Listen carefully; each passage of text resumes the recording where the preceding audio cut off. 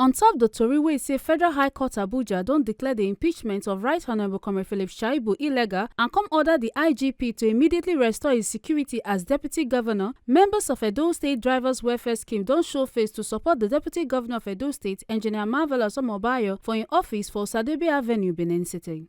The drivers wey dey led by Comrade Lucky Aideyan Okpoma dey sing solidarity songs as dem march go inside Deputy Governor office to show say dem dey loyal and dey support the state number 2 person.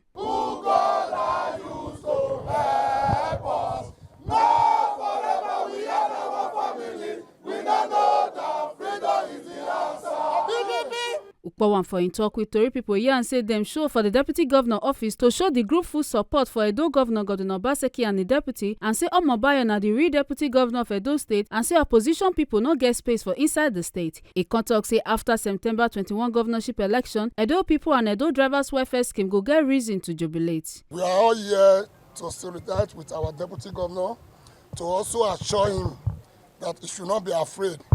We are here to support him. He remained the 10th Deputy Governor in the state. With the members of Edo State Drivers Welfare, we have our support. As far as the governor is concerned, govunor Obaseki, so the Deputy Governor should not be afraid.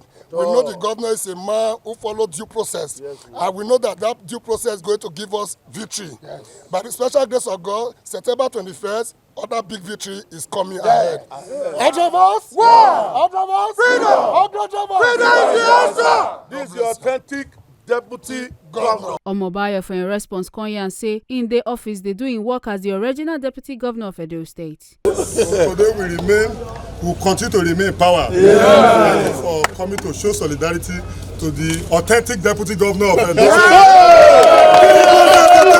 For another matter, the Deputy Governor Omobayo still receive Honourable Sagbove Yoha, Chief of Staff to Edo State Government, and Honourable Victor Enogama, Special Advisor to the Governor on Political Matters Edo South, for im office for solidarity visits. Make una no forget say, as we see am, na so we dey talk am. We no dey take blame. From Benin City, Ekata Ojesele, TMC TV News.